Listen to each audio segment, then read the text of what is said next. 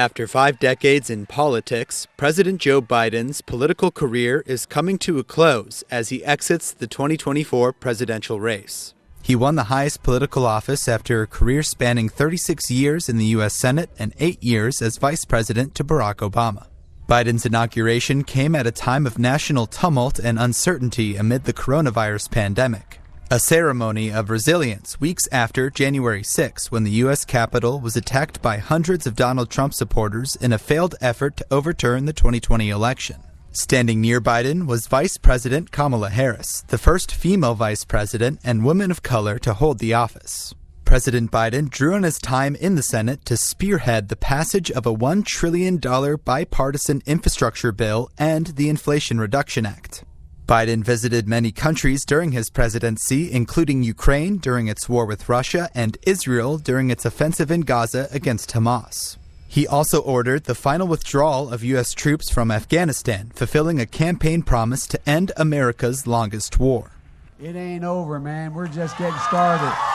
Biden was known for often rambling in speeches, but he was a humorous, plain-spoken, and at times emotional speaker who peppered his remarks with folks, malarkey, and plenty of anecdotes from his childhood. He often talked about lessons both of his parents taught him while growing up in Scranton, Pennsylvania.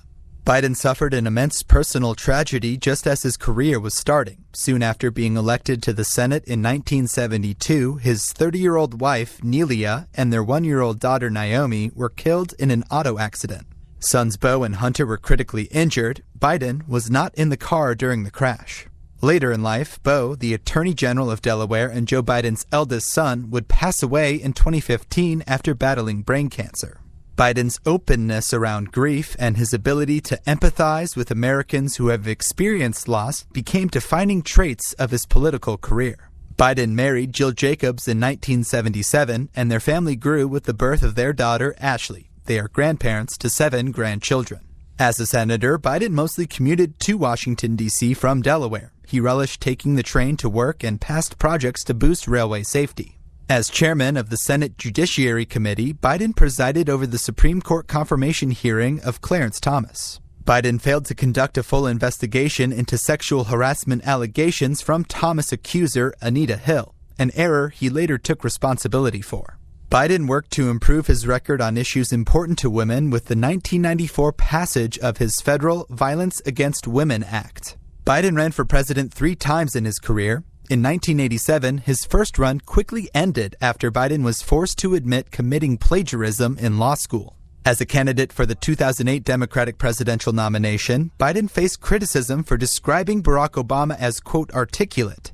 The remark offended some in the black community. Obama said he didn't take it personally and chose Biden as his running mate. They went on to win a historic victory. Yes, I accept your nomination to run and serve with Barack Obama. Obama surprised Biden by honoring him with the Medal of Freedom before leaving office in 2017 as a symbol of their partnership in the White House. Biden often criticized then-President Donald Trump and said Trump's divisive presidency propelled him to run again to, quote, restore the soul of the nation.